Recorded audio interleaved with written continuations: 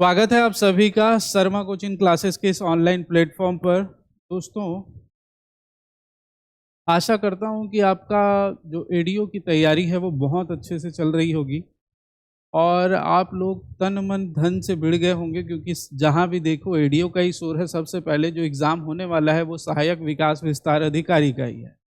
और एडीओ के एग्ज़ाम की तैयारी में जो सबसे बड़ा दिक्कत है वो है कंटेंट कहाँ से मिलेगा। बहुत सारे क्वेश्चन आते हैं कि सर किस बुक से पढ़ें, क्या स्थिति रहेगी, ऑल इन वन बुक बता दीजिए। तो ऐसा मैं आपको निश्चित तौर पे पूरे विश्वास के साथ बोल रहा हूँ दोस्तों, कोई भी बुक अगर मार्केट से आप परचेस करके पढ़ रहे हैं और आप ये सोच रहे हैं कि इससे क्वेश्चन आएगा और आपका लग जाएगा, तो ये आपकी गलतफहमी है, सिर्फ और सिर्फ टाइम पास है। क्योंकि इसमें जितनी भी चीज़ें हैं वो सभी, जैसे ग्रामीण विकास की फ्लैगशिप योजनाएं और आजीविका मिशन से संबंधित योजनाएं जो हैं, वो आपको नेट से ही सर्च करना पड़ेगा। जो योजनाएं चल रही है, चाहे भारत सरकार की ओर से हो या राज्य सरकार की ओर से, तो उसको आपको नेट से सर्च करके ही निकालना पड़ेगा। हमारे द्वारा आपको ये सारी चीज़ें उपलब्ध कराई जा रही हैं। आप कंटेंट देखिए, अगर आपको कंटेंट सही लगता है तो आप हमारे चैनल के साथ जुड़कर पढ़ सकते हैं।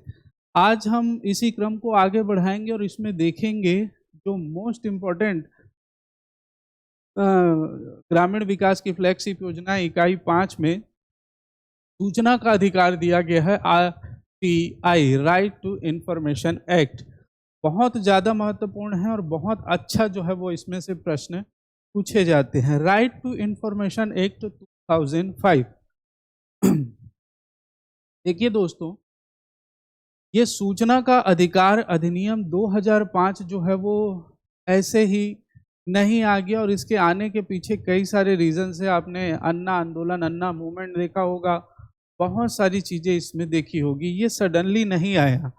एक्चुअल में अगर हम इसकी इतिहास की बात करें तो सन 1923 में दोस्तों ब्रिटिश गवर्नमेंट ने एक गोपनीयता, सरकारी गोपनीयता से संबंधित अधिनियम बनाया था, जिसमें से जो सरकारी जानकारियां हैं वो हमको ना देनी पड़े जनता को, ताकि जनता जो है इससे अनभिज्ञ रहे और ये अपनी मनमानी कर सके। तो इस प्रकार से गोपनीयता का अधिनियम रहा। लेकिन जैसे ही देश आज़ाद हुआ तो ये मांग उठने लगी कि सरकारी दफ्तरों में जो कार्य होते हैं, सरकार जो कार्य करती है उससे जनता जो है वो क्या रहे, अवगत रहे।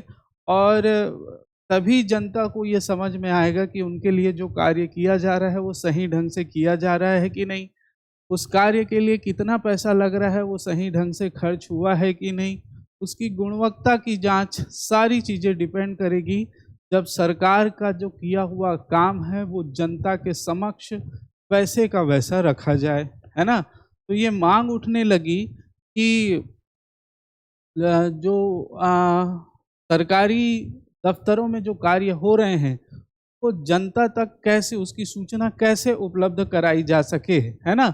आखिर ये जो सरकार है वो जनता के प्रति ही जो है वो कर्तव्यनिष्ठ होती है, जनता का प्रतिनिधित्व करती है। तो ऐसी स्थिति में जनता को उनके कार्यों के बारे में जानना एक महत्वपूर्ण काम है, ताकि लोग इस कार्यक्रम से सीधे जुड़ सकें, जो भी उनके विकास के लिए कार्य किए जा रहे हैं उनको वो समझ सकें और उनसे वे प्रश्न उत्तर कर सकें, प्रश्न पूछ सकें।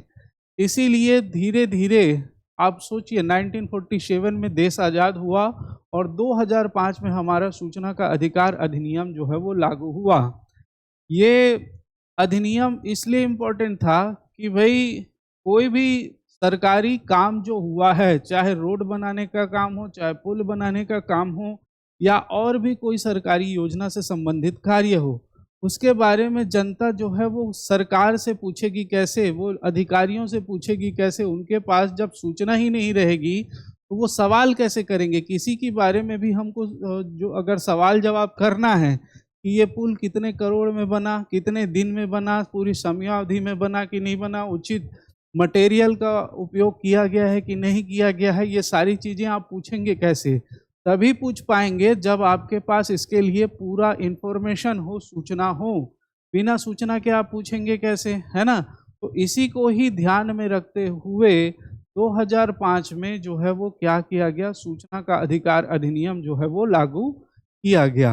ठीक है, तो आज हम इसी को ही पढ़ेंगे और जानने की कोशिश करेंगे इसमें क्या क्या प्रावधान है, कितने अध्याय हैं और क्या क्या सारी चीजें हैं। एक एक चीज को बहुत बारीकी से समझते हुए चलेंगे। सबसे पहले बात करें दोस्तों इसके उद्देश्य की तो देखिए, प्रत्येक लोक प्राधिकारी के कार्यकरण में पारदर्शिता और उत्तरदायित्व के संवर्धन के लिए लोक प्राधिकारी, लोक मतलब लोग, आप समझ सकते हैं, है ना। प्राधिकारी प्र प्लस अधिकार से बना है, प्राधिकार, और ई प्रत्यय लगा देते हैं तो अधिकार से संबंधित। तो लोगों को के लिए जो एक प्रकृष्ट रूप से अधिकारी नियुक्त किया जाता है उसे हम लोक प्राधिकारी कहते हैं।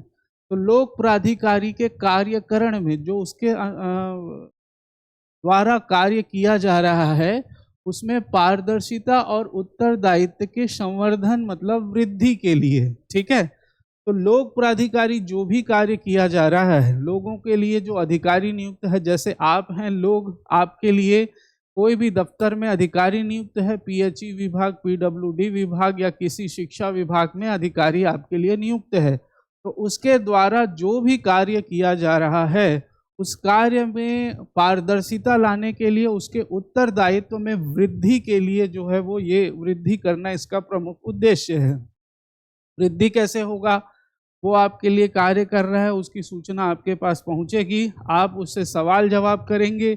ऐसी स्थिति में कोई भी लोक प्राधिकारी की ये जिम्मेदारी रहेगी कि वो कोई भी गलत कार्य ना करे, क्योंकि अगर वो गलती करता है तो सूचना के अधिकार के माध्यम से आपके पास उसकी सारी चीजें पहुंच जाएगी और ऐसी स्थिति में फिर वो पकड़ा जाएगा और उसके खिलाफ जो है वो एक्शन लिया जा सकता है। तो ऐसी स्थिति में वो जितना भी कार्य करेगा वो पूरी पारदर्शिता के साथ और उत्तरदायित्व की भावना के साथ करेगा। इसीलिए इसका पहला उद्देश्य है लोक प्राधिकारी के कार्यकरण में पारदर्शिता और उत्तरदायित्व में के संवर्धन के लिए। दूसरा देखिए, लोक प्राधिकारियों के नियंत्रणाधीन सूचना तक पहुंच सुनिश्चित करने के लिए, ठीक है। ये अधिनियम लोक सूचना, तो ये लोक प्राधिकारियों के नियंत्रणाधीन, लोक प्राधिकारियों के नियंत्रण में जो सूचनाएं हैं उन सूचनाओं तक जो है वो पहुंच, आम लोगों की पहुंच सुनिश्चित करने के लिए अधिनियम लाया गया। ये क्या है, तो देखिए दोस्तों, आप पहले जब ये आरटीआई एक्ट लागू नहीं हुआ था तब कोई भी कार्य किया जा रहा है, कोई भी योजना लाई गई है, उस योजना से संबंधित आप किसी भी दफ्तर में गए, है ना, कृषि विभाग है, शिक्षा विभाग है, किसी भी दफ्तर में गए और जो भी लोक प्राधिकारी द्वारा ये कार्य किया गया है उस लोक प्राधिकारी से आपने सूचना मांगा कि भाई यह योजना कब लागू हुई थी, इस योजना का जो है पूरा होने में कितना समय का वक्त लिया जाना था, कितना पैसा खर्च किया जाना था और कितना किया गया और कहाँ किया गया, ये सारी जानकारी आप मुझे दीजिए। तो क्या लोक प्राधिकारी वो आपको जवाब देता कि नहीं, तो सीधा आपको धक्के मारकर बाहर निकालता ऑफिस से कि आप होते कौन है पूछने वाले, है ना, सीधा धक्के मारकर बाहर। आज एक्ट लागू होने के बाद जो है वो आपको नहीं दिया जा रहा है, तो उस समय कहाँ से दिया जाता। सीधी सी बात थी कि इस एक्ट के लागू होने से क्या हुआ, लोक प्राधिकारी के नियंत्रण में जो सूचना है वहां तक लोगों की पहुंच सुनिश्चित हुई। 2005 में जब ये सूचना लागू हुई तब लोगों ने आरटीआई एक्ट के माध्यम से जो है वो अपनी जो कार्य से संबंधित सूचना प्राप्त करने लगे और लोक प्राधिकारी की ये जिम्मेदारी बन गई कि ये लोगों के द्वारा चाही गई सूचना जो है वो उपलब्ध कराए। तो दूसरा प्रमुख उद्देश्य आप ध्यान रखिएगा। नेक्स्ट देखिए, नागरिकों के सूचना के अधिकार की व्यावहारिक शासन पद्धति स्थापित करना। नागरिकों के सूचना के अधिकार, नागरिकों का जो सूचना का अधिकार है, ठीक है, कि व्यावहारिक शासन पद्धति स्थापित करना। भाई नागरिकों के पास सूचना के अधिकार के माध्यम से उनके पास सूचनाएं आएंगी, है ना, कोई भी कार्य गांव से रिलेटेड, शहर से रिलेटेड कोई भी कार्य हो रहा है उससे संबंधित सूचनाएं उसके पास पहुंचेगी तो ऐसी स्थिति में क्या होगा, व्यवहारिक शासन पद्धति, पारदर्शिता बढ़ेगी, है ना, कि जो कार्य में जितना पैसा लगाया जा रहा है वो सही जगह पर इस्तेमाल हो रहा है ना, कोई किसी प्रकार का घोटाला तो नहीं हो रहा है, किसी प्रकार का अपव्यय तो नहीं किया जा रहा है। और इस प्रकार से नागरिक जो है इस सूचना के अधिकार के माध्यम से इनकी शासन पद्धति, इनके शासन पद्धति मतलब इनको सारी जानकारी रहेगी कि इस योजना में कितना पैसा खर्च हो रहा है, क्या स्थिति है। तो ऐसी स्थिति में वो जो भी कार्य करने वाला रहेगा उसके ऊपर एक नागरिक का नियंत्रण रहेगा, लोगों का नियंत्रण रहेगा, ठीक है। तो उसका व्यवहारिक शासन पद्धति मतलब व्यवहार में, ऐसे तो शासन नहीं लेकिन व्यवहारिक रूप से वो उसके शासन में रहेगा, कोई भी गलत कार्य नहीं होने देगा। तो तीसरा आप ध्यान रखेंगे। चौथा हम बात करें, एक केंद्रीय सूचना आयोग तथा राज्य सूचना आयोग का गठन करने और उनसे संबंधित या उनके आनुषंगिक विषयों का उपबंध करने के लिए एक केंद्रीय सूचना आयोग और एक राज्य सूचना आयोग का गठन करने और उनसे संबंधित या उनके आनुषंगिक विषयों का उपबंध करने के लिए। देखिए, यदि आपने सूचना मांगा है, राज्य से संबंधित सूचना है, अगर सूचना का अधिकार के अंतर्गत आपको नहीं दिया जाता तो आप प्रथम अपीलीय अधिकारी के पास अपील करेंगे, यदि वहां भी नहीं दिया जाता तो राज्य सूचना आयोग के पास अपील कर सकते हैं। वैसे ही केंद्रीय स्तर पर लागू होता है कि आप प्रथम अपीलीय अधिकारी के पास अपील करेंगे और वहां से सूचना अगर नहीं मिलती है तो आप केंद्रीय सूचना आयोग के पास अपील कर सकते हैं। इसके लिए क्या किया गया है, एक केंद्र स्तर पर केंद्रीय सूचना आयोग का गठन किया गया है और राज्य स्तर पर राज्य सूचना आयोग का गठन किया गया है।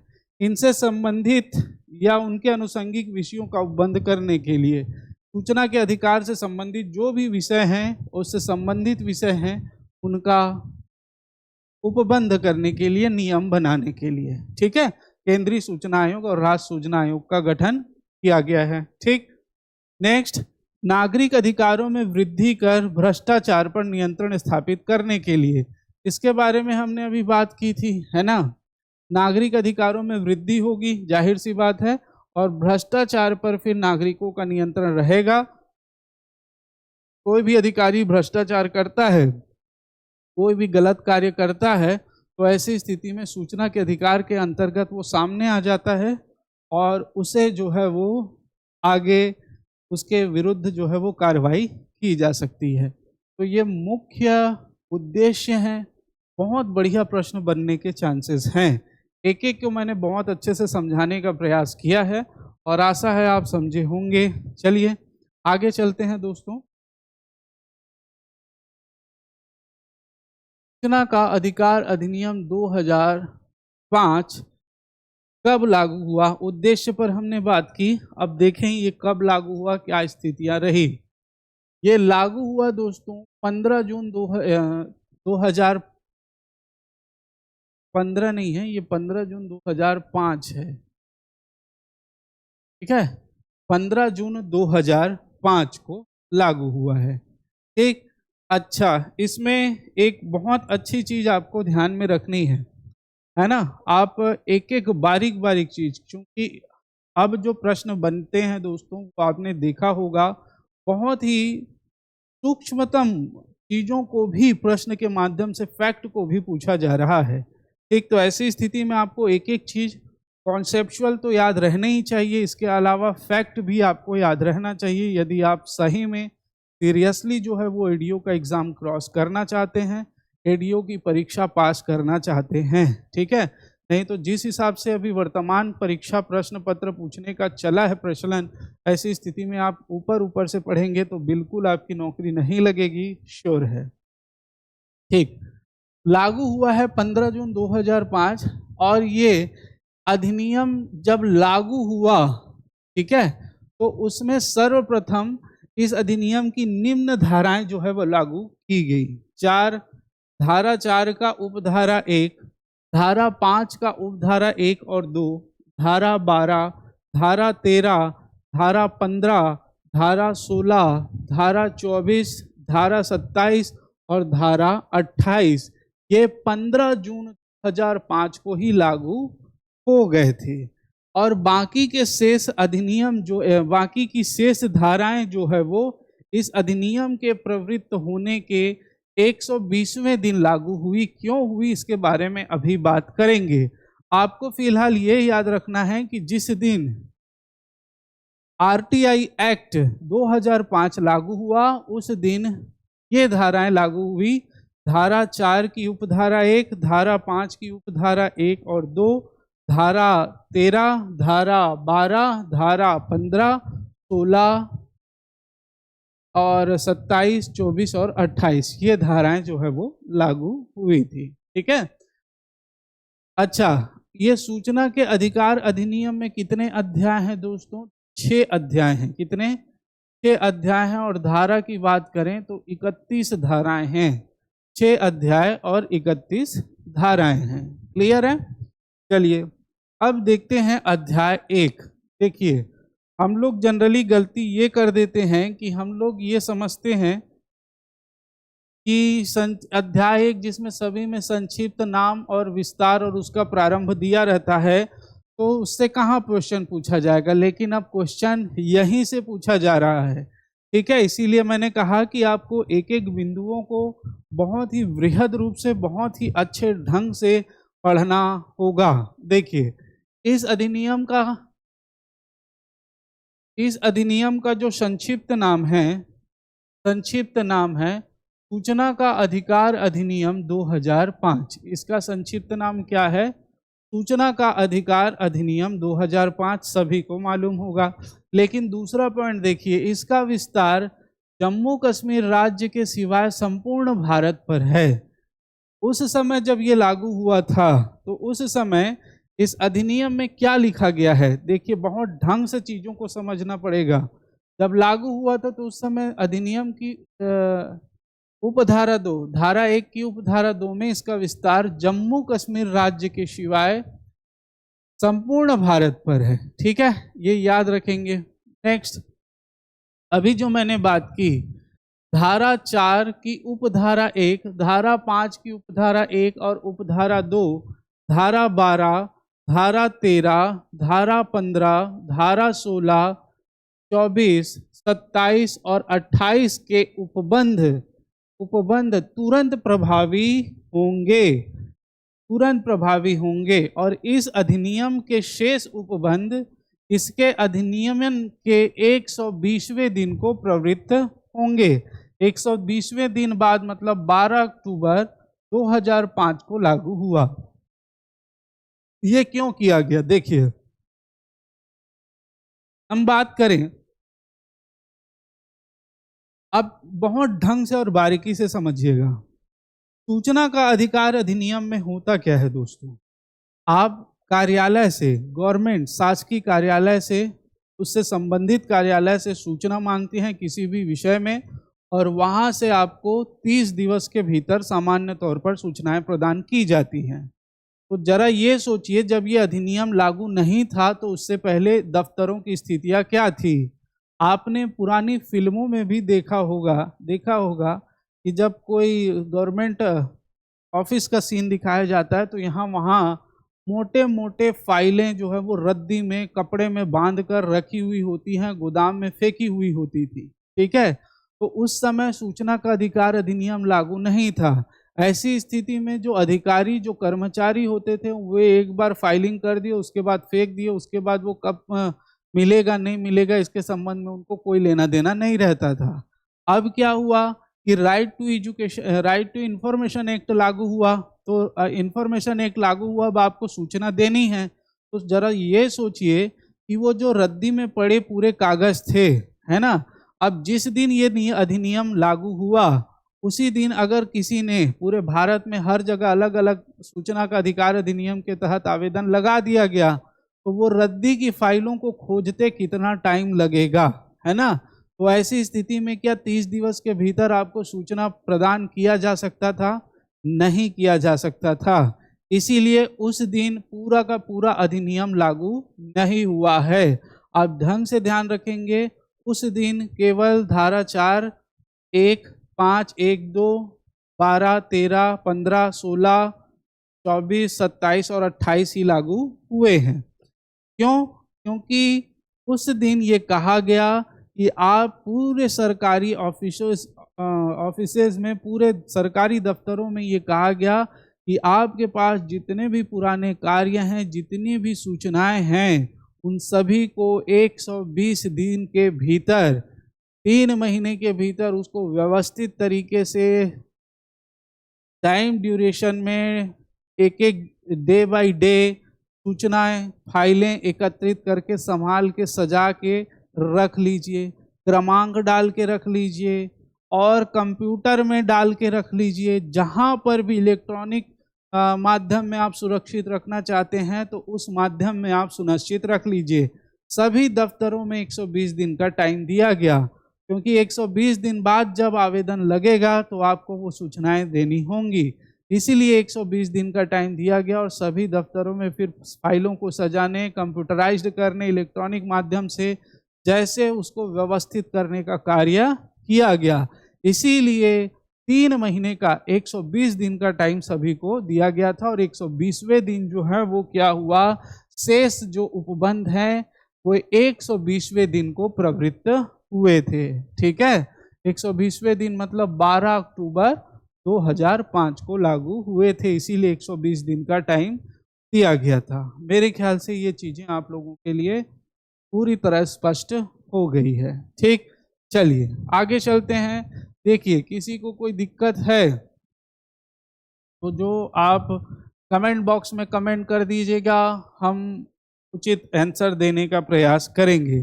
देखिए दोस्तों, आपके लिए ये सूचनाएं हमारे द्वारा निकाल कर लाना एक बहुत ही मेहनत वाली प्रक्रिया है। मैं जानता हूँ आप भी उतना ही मेहनत कर रहे होंगे, परंतु यदि आपको ये अच्छी लग रही हो और ये कंटेंट आपको लग रहा हो आपके लिए यूजफुल है, तो आप प्लीज़ कमेंट जरूर करिएगा। ठीक है, कमेंट जरूर कर दीजिएगा। आपके कमेंट, आपके लाइक कि हमको जो है, हमको क्या, कोई भी टीचर जो आपको पढ़ाते हैं जिनसे आपको लाभ होता है दोस्तों, उसको अप्रिशिएट कीजिए। वो तभी आपके लिए बहुत अच्छी चीज़ें जो है वो कर पाएंगे। ठीक है, सभी शिक्षकों का बहुत ही मेहनत होता है आप तक ये चीज़ें पहुंचाने में। दूसरा देखिए, इसमें परिभाषाएं दी गई है।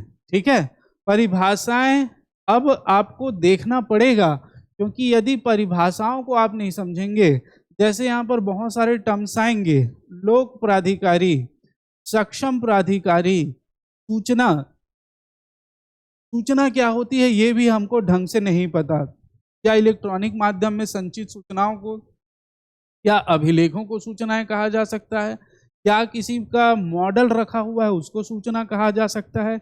ये भी आपको नहीं पता। तो ऐसी स्थिति में आपको परिभाषा भी ढंग से देखनी पड़ेगी कि लोक प्राधिकारी, सूचना, ये सब है क्या।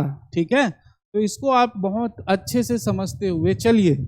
इसमें देखिए, सबसे पहले आता है समुचित सरकार। समुचित सरकार से किसी ऐसे लोक प्राधिकरण के संबंध में है जो, देखिए समुचित सरकार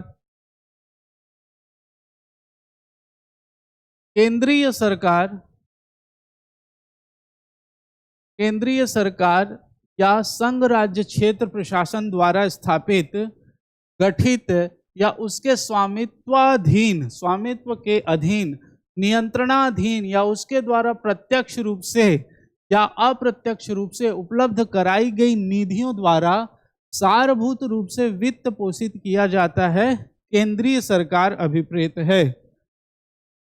देखिए दोस्तों, केंद्रीय सरकार मतलब क्या? केंद्र सरकार आप जानते हैं, समुचित सरकार में केंद्र सरकार और राज्य सरकार दोनों आ जाएंगे। ठीक है, अब केंद्रीय सरकार क्या है? केंद्रीय सरकार या संघ राज्य क्षेत्र प्रशासन द्वारा, केंद्रीय सरकार या संघ राज्य क्षेत्र में प्रशासन द्वारा कोई भी स्थापित या गठित या उसके स्वामित्वाधीन या नियंत्रण में या उसके द्वारा प्रत्यक्ष रूप से या अप्रत्यक्ष रूप से उपलब्ध कराई गई निधियों द्वारा, ठीक है, प्रत्यक्ष रूप से उसको निधि उपलब्ध कराई गई है, अप्रत्यक्ष रूप से निधि उपलब्ध कराई गई है, सारभूत रूप से क्या हो उसके अधीन वित्त पोषित है, उसका वित्त पोषण सरकार, केंद्रीय सरकार और संघ राज्य क्षेत्र प्रशासन द्वारा किया जा रहा है, तो वह केंद्रीय सरकार कहलाएगा। क्या कहलाएगा? केंद्रीय सरकार।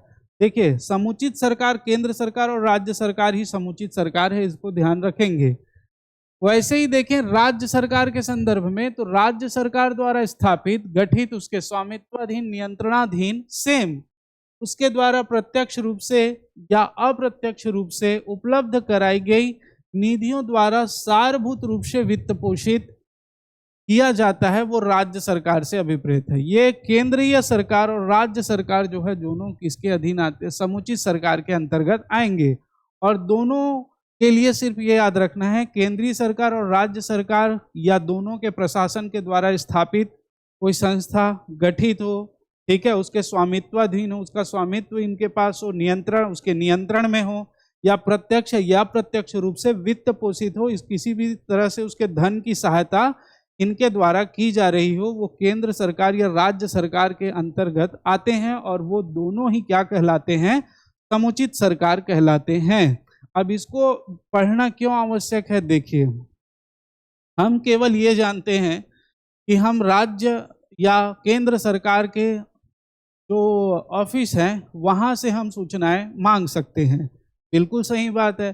परंतु क्या ऐसी कोई संस्था, ऐसे कोई एनजीओ, ऐसे कोई विद्यालय या ऐसे और कोई संस्था गठित की गई हो जिसको केंद्र सरकार या राज्य सरकार के द्वारा वित्तीय सहायता उपलब्ध कराई जाती है, वित्त पोषित किया जाता है ना? तो वहाँ पर क्या सूचनाएं हम मांग सकते हैं? किसी एनजीओ से सूचना मांग सकते हैं? तो ऐसी स्थिति में हमारा दिमाग काम नहीं करेगा। तो यहाँ पर स्पष्ट रूप से है कि सरकार द्वारा गठित कोई भी संस्था हो, है ना, उसके स्वामित्व में हो या उसके नियंत्रण में हो, अगर स्वामित्व नियंत्रण में नहीं है, यदि वित्त पोषित है, तो भी वो समुचित सरकार के अंतर्गत आएगी, जिससे हम सूचना मांग सकते हैं। ठीक है, आप जानते हैं बीसीसीआई को सूचना के अधिकार से बाहर रखा गया, उसी पर विवाद चल रहा है ना? तो ये सारी चीजें इसी के अंतर्गत आती हैं, इसको आपको समझना पड़ेगा। तो हम उस हर संस्था से मांग सकते हैं, चाहे सरकारी हो या ना हो, सरकार के नियंत्रण में है तो भी, सरकार उसका स्वामित्व के अधीन है तो भी, या सरकार द्वारा वित्त पोषित है, प्रत्यक्ष रूप से नहीं दिया जा रहा है तो अप्रत्यक्ष रूप से उसको कोई भी जो है वो धन की व्यवस्था उसके लिए की जा रही है, वो समुचित सरकार के अंतर्गत आएगी, जिससे हम सूचना मांग सकेंगे। नेक्स्ट देखिए, सक्षम प्राधिकारी कौन होगा? ये बहुत अच्छा है दोस्तों। सक्षम प्राधिकारी देखेंगे कौन होता है, तो देखिए, लोकसभा या किसी राज्य की विधानसभा की या किसी ऐसे संघ राज्य क्षेत्र की जिसमें ऐसी सभा है, दशा में अध्यक्ष, और राज्यसभा या किसी राज्य की विधान परिषद की दशा में सभापति सक्षम प्राधिकारी होगा। देखिए, सक्षम और क्षम, क्षम मतलब क्षमता, स मतलब सकना, स मतलब सकना, तो जो जिसकी क्षमता है, ठीक है, जो सक्षम है, जो सकता है वो सक्षम है ना? जिसकी क्षमता है सकने की वो सक्षम है। तो सक्षम प्राधिकारी कौन होगा? भाई, आप सूचना मांगेंगे किसी भी क्षेत्र से, किसी भी क्षेत्र में, तो वहां पर कोई अधिकारी होगा जो सूचना देने के लिए सक्षम होगा। अब आप जरा सक्षम होगा, इसका मतलब आप देखिए, आप किसी भी दफ्तर में गए, मैं एक छोटा सा उदाहरण देकर आपको इसको क्लियर करता हूं। आप किसी दफ्तर में गए, वहां पर आपको पता ही नहीं है सक्षम अधिकारी कौन है, और वहां पर आपने आवेदन लिखा चपरासी के नाम से कि हमको अमुक अमुक कार्य की सूचना चाहिए, तो क्या जो चपरासी है वो सक्षम है क्या उस कार्य योजना से संबंधित आपको सूचना प्रदान करने के लिए? नहीं है। समझ रहे हैं? तो उस क्षेत्र में कौन है जो सक्षम अधिकारी होगा, जो आपको इसके लिए सूचना प्रोवाइड करवाएगा? ये इंपॉर्टेंट है। देखिए, तो लोकसभा या किसी राज्य में अगर कोई विधानसभा है, या संघ राज्य क्षेत्र में कोई संघ शासित जो क्षेत्र है जहां पर इस प्रकार की सभा है, ठीक है, तो वहां पर लोकसभा या राज्यसभा में अध्यक्ष, लोकसभा या राज्यसभा का अध्यक्ष जो है वो क्या होता है? सक्षम प्राधिकारी होता है। भाई, लोकसभा अध्यक्ष के पास ही रहेगा, और राज्य विधानसभा में देखें तो राज्य विधानसभा में विधानसभा अध्यक्ष के पास रहेगा। तो ऐसी स्थिति में लोकसभा या राज्य की विधानसभा में उसका जो अध्यक्ष होता है वो सक्षम प्राधिकारी होता है, आपको सूचनाएं प्रोवाइड करवाने के लिए। वैसे ही राज्यसभा में देखें या किसी राज्य की विधान परिषद, देखिए, राज्य विधानसभा अलग होता है और राज्य विधान परिषद अलग होता है। आपने संविधान को अगर ढंग से पढ़ रखा होगा तो इसके बारे में आप जानते होंगे। दोस्तों मैं इसको अभी नहीं बता सकता क्योंकि अगर इसके एक्सप्लेन करने चलेंगे तो आधा घंटा इसी में लग जाएगा, ठीक है। तो अभी आप मुझे ऐसा लगता है कि इस बारे में आप ढंग से जानते होंगे, नहीं जानते होंगे तो कमेंट कर दीजिएगा, नेक्स्ट क्लास में हम उसको ले लेंगे, ठीक है। तो किसी भी राज्यसभा में या किसी राज्य की विधान परिषद में कौन प्रमुख होता है? सभापति। तो सभापति जो होता है उसका सक्षम प्राधिकारी होता है। कि दशा में कौन होगा? सभापति जो है वो सक्षम प्राधिकारी होगा, ठीक है, क्लियर है। नेक्स्ट बात करें, उच्चतम न्यायालय की दशा में भारत का मुख्य न्यायमूर्ति या न्यायाधीश, उच्चतम न्यायालय सुप्रीम कोर्ट में भारत का मुख्य न्यायाधीश। और वहीं पर हम बात करें किसी उच्च न्यायालय में, उच्च न्यायालय की दशा में उच्च न्यायालय का मुख्य न्यायाधीश जो है वो सक्षम प्राधिकारी होता है, ठीक है। यहां पर आप ध्यान रखेंगे उच्चतम न्यायालय की दशा में, उच्चतम न्यायालय की दशा में दोस्तों भारत का मुख्य न्यायाधीश, और उच्च न्यायालय की दशा में उस उच्च न्यायालय का मुख्य न्यायाधीश जो है वो सक्षम प्राधिकारी होगा। नेक्स्ट बात कीजिए, तो संविधान द्वारा या उसके अधीन स्थापित या गठित अन्य प्राधिकरणों की दशा में यथास्थिति राष्ट्रपति या राज्यपाल जो है वो सक्षम प्राधिकारी होते हैं, सक्षम प्राधिकारी। संविधान के द्वारा या उसके अधीन या स्थापित या गठित अन्य प्राधिकरणों की दशा में, संविधान द्वारा कोई भी प्राधिकरण गठित किया गया है तो ऐसी स्थिति में अगर पूरे भारत में हम देश में बात करें तो राष्ट्रपति, और हम किसी राज्य में बात करें तो राज्यपाल जो है वो सक्षम प्राधिकारी होता है, ठीक है। तो इसको याद रखेंगे कौन कौन से क्षेत्र में सक्षम प्राधिकारी कौन कौन होंगे। अब बात करें लोक प्राधिकारी की, है ना, लोक प्राधिकारी या लोक प्राधिकरण, जिस लोक प्राधिकरण में जो वहां का मुख्य अधिकारी होगा वो लोक प्राधिकारी होगा। लोक प्राधिकरण संविधान द्वारा या उसके अधीन कोई संस्था स्थापित की गई है तो वो लोक प्राधिकरण है, ठीक है, जाहिर सी बात है, संविधान के द्वारा कोई संस्था है तो वो लोक प्राधिकरण है। संसद द्वारा बनाई गई किसी अन्य विधि द्वारा स्थापित है तो वो भी लोक प्राधिकरण है। राज्य विधानमंडल द्वारा बनाई गई कि या किसी अन्य विधि द्वारा बनाई गई है वो भी लोक प्राधिकरण है। समुचित सरकार द्वारा जारी की गई अधिसूचना या किए गए आदेशों द्वारा स्थापित या गठित कोई प्राधिकारी या निकाय या स्वायत्त सरकारी संस्था विपरीत है। समुचित सरकार के संदर्भ में हमने देखा राज्य सरकार और केंद्र सरकार के अलावा उसके द्वारा समस्त स्वामित्वाधीन, नियंत्रणाधीन या उसके द्वारा प्रत्यक्ष या अप्रत्यक्ष वित्त पोषित सभी संस्थाएं जो है वो समुचित सरकार के अंतर्गत आती हैं, ठीक है। तो यहाँ पर लोक प्राधिकरण कहलाएंगे और इसके ही अधिकारी क्या कहलाते हैं? लोक प्राधिकारी कहलाते हैं, ठीक है। इसको ध्यान रखिएगा, संविधान द्वारा या उसके अधीन, संसद द्वारा बनाई गई किसी अन्य विधि के अधीन, राज्य विधानमंडल द्वारा बनाई गई किसी अन्य विधि द्वारा या समुचित सरकार द्वारा जारी की गई अधिसूचना किए गए आदेश द्वारा स्थापित या गठित कोई प्राधिकरण या निकाय या स्वायत्त सरकारी संस्था क्या कहलाता है? लोक प्राधिकरण कहलाता है, जहां से आप सूचनाएं मांग सकते हैं। मेरे ख्याल से स्पष्ट रूप से आपको समझ में आ गया है, ठीक है। संविधान द्वारा, संसद द्वारा बनाई गई अन्य विधि द्वारा, राज्य विधानमंडल द्वारा जारी गई किसी अन्य विधि द्वारा या समुचित सरकार द्वारा जारी गई सूचना या दिए आदेश द्वारा स्थापित गठित कोई प्राधिकरण या निकाय या स्वायत्त सरकारी संस्था जो है वो क्या कहलाएगा? लोक प्राधिकरण कहलाएगा। क्लियर है? चलिए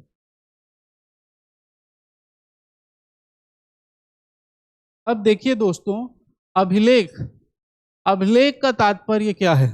ठीक है, अभिलेख हम किसको बोलते हैं? देखिए, आपने हिस्ट्री पढ़ा होगा तो हम सारी चीजों को एक जो पुरानी जितने भी मिले हैं, चाहे शिलालेख हो, ताम्रपत्र हो, सभी को हम क्या कह देते हैं? अभिलेख कहते हैं, जो सही भी है। यहाँ पर देखिए, कोई दस्तावेज है तो दस्तावेज अभिलेख कहलाएगा। पांडुलिपि है, कोई फाइल है, पांडुलिपि मैन्युस्क्रिप्ट, हाथ से लिखा गया जो कोई चीज होता है उसको पांडुलिपि बोलते हैं। तो वो भी अभिलेख कहलाएगा, कोई भी फाइल है वो भी अभिलेख कहलाएगा। नेक्स्ट देखिए, किसी दस्तावेज की कोई माइक्रो फिल्म है, कोई माइक्रो छोटी फिल्म है किसी दस्तावेज की, या माइक्रोफिसे और प्रतिकृति मतलब छाया प्रति। माइक्रोफिसे मतलब दोस्तों प्लास्टिक का जो फिल्म होता था, प्लास्टिक का फिल्म आप लोग नहीं समझेंगे, आप एकदम स्पष्ट रूप से समझ जाएंगे। जब मोबाइल नहीं था तो इससे पहले जो कुछ लोग हैं वो जानते होंगे, जो मोबाइल से पहले वाले लोग हैं, जो अभी वाले लोग हैं वो नहीं जानते होंगे। फोटो खिंचाने का बड़ा क्रेज होता था, और फोटो खिंचाने के लिए कई सारे कैनन के और कई सारे जो छोटे छोटे कैमरे आते थे, और कैमरे में एक रील डलता था 80-85 रुपीज़ का, प्लास्टिक का वो रील होता था, एक एक बार क्लिक करते थे और वो सरकते जाता था, और उससे हम क्या खींचते थे, फोटो खींचते थे। तो वो जो चीज़ है, वो रील जो होती थी प्लास्टिक की छोटी छोटी फिल्म, उसको कहते हैं माइक्रोफिसे। ठीक है, तो इसको भी आप ध्यान रखेंगे। प्रतिकृति मतलब छाया प्रति, प्रतिकृति मतलब क्या है, छाया प्रति है। ठीक, नेक्स्ट, ऐसी माइक्रोफिल्म में सन्निविष्ट कोई प्रतिबिंब है या प्रतिबिंबों का पुनरुत्पादन है, चाहे वर्धित रूप में हो या ना हो। ठीक है, ये सभी माइक्रोफिल्म कोई भी प्रतिबिंब है या किसी कंप्यूटर द्वारा या किसी अन्य युक्ति द्वारा उत्पादित कोई अन्य सामग्री है। कंप्यूटर से या किसी अन्य युक्ति से कोई सामग्री उत्पादित की जा रही है, तो ऐसी स्थिति में वे सभी क्या कहलाते हैं, अभिलेख कहलाएंगे। तो ये सारी चीजें अभिलेख के अंतर्गत आएंगी, बहुत ढंग से ध्यान रखना है।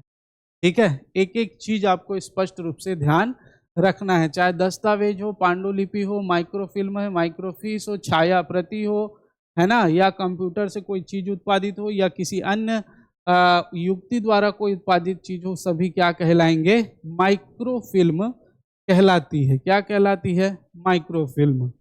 अब हम बात करें सूचना, सूचना किसे कहेंगे दोस्तों। ठीक है, सूचना किसे कहेंगे, देखिए, किसी इलेक्ट्रॉनिक रूप में धारित अभिलेख, इलेक्ट्रॉनिक रूप में धारित कोई अभिलेख है, दस्तावेज है, ज्ञापन है, ईमेल है, मत है, सलाह है, प्रेस विज्ञप्ति है, परिपत्र है, आदेश है, लॉग बुक है, संविदा है, रिपोर्ट है, कागज पत्र है, नमूने हैं, कोई मॉडल है, आंकड़ों संबंधी समस्त सामग्री और किसी प्राइवेट निकाय से संबंधित ऐसी सूचना सहित जिस तक तत्समय प्रवृत्त किसी अन्य विधि के अधीन किसी लोक प्राधिकारी की पहुंच हो सकती है, किसी रूप में कोई सामग्री अभिप्रेत है।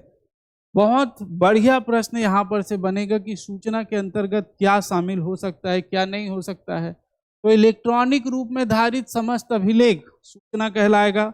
दस्तावेज, ज्ञापन, परिपत्र, आदेश, ईमेल सभी सूचना कहलाएगा। लॉग बुक, संविदा से संबंधित जानकारी, रिपोर्ट, कागज पत्र, नमूने, मॉडल, कोई चीज कहीं पर बननी उसका मॉडल जारी किया गया है, आंकड़ों संबंधित सामग्री है, कहाँ पर कितना कितना खर्च हुआ है, बजट क्या रहा है, और किसी प्राइवेट निकाय से संबंधित ऐसी सूचना सहित प्राइवेट निकाय से संबंधित सभी सूचनाएं जिस तक तत्समय प्रवृत्त किसी अन्य विधि के अधीन किसी लोक प्राधिकारी की पहुंच हो सकती है। कोई लोक प्राधिकारी जो है वो उस समय जो विधि या नियम बना हुआ है उसके अधीन उस सूचना तक उसकी पहुंच है, वो सभी इसके अंदर सूचना के अंदर क्या होंगे, आ जाएंगे। ठीक है, सूचना के अंदर सूचना के अंदर क्या है, सूचना से अभिप्रेत है, किसी रूप में जो है वो सूचना ही कहलाएंगे। ठीक है, सूचना के अंतर्गत ये सारी चीजें आ जाएंगी, इसे ही हम सूचना कहेंगे जहां तक लोक प्राधिकारी की पहुंच हो तत्समय प्रवृत्ति किसी विधि के अधीन। ठीक, तो ये सारी सूचना कहलाएंगी, याद रखिएगा। नेक्स्ट देखिए, सूचना का अधिकार। सूचना का अधिकार ये जो है अभी हमने देखा था सूचना का अधिकार। अब ये सूचना का अधिकार है दोस्तों, तो इस सूचना के अधिकार में रहेगा क्या, है ना, आप सूचना के अधिकार में क्या मांग सकते हैं, है क्या। सूचना के अधिकार से इस नियम के अधीन पहुंच योग्य सूचना का जो किसी लोक प्राधिकारी द्वारा या उसके नियंत्रणाधीन धारित है अधिकार अभिप्रेत है और जिसमें निम्नलिखित का अधिकार सम्मिलित है। सूचना के अधिकार के अंतर्गत लोक प्राधिकारी से आप क्या मांग सकते हैं? किसी भी दस्तावेज या कोई भी कृति या दस्तावेजों अभिलेखों का निरीक्षण कर सकते हैं। कोई कृति है, किसी ने किसी चीज, कृति मतलब रचना, किसी ने किसी चीज की रचना की है, कोई दस्तावेज है, कोई अभिलेख है, सूचना के अधिकार के अधीन आप उसका क्या कर सकते हैं? निरीक्षण कर सकते हैं, देख सकते हैं। ठीक है, देख सकते हैं। दस्तावेजों या अभिलेखों के टिप्पण, उद्धरण, प्रमाणित प्रतिलिपि लेना। दस्तावेजों या अभिलेखों के टिप्पण या उद्धरण या प्रमाणित प्रतिलिपि, इन सभी का आप क्या ले सकते हैं? प्रमाणित। मतलब जब आप सूचना के अधिकार अधिनियम के अंतर्गत आप जब कोई दस्तावेज मांगते हैं तो सरकारी ऑफिस से दस्तावेज सील मुहर लगा कर दिया जाता है, प्रमाणित छाया प्रति आपको प्रदान की जाती है। ठीक है, तो प्रमाणित प्रतिलिपि ले सकते हैं। सामग्री के प्रमाणित नमूने लेना। नमूने लेना, कहीं पर कोई चीज का निर्माण हुआ, आप चाहते हैं कि वो सामग्री का आपको नमूना चाहिए कि क्या चीज वहां पर लगाया गया है, वो नमूना भी आप जो है वो ले सकते हैं। प्रमाणित, वो भी प्रमाणित करके दिया जाएगा, वो प्रमाणित नमूना भी आप ले सकते हैं ताकि बाद में उसकी जांच करवाई जा सके, वो चीजें सही हैं नहीं हैं, क्या स्थिति है।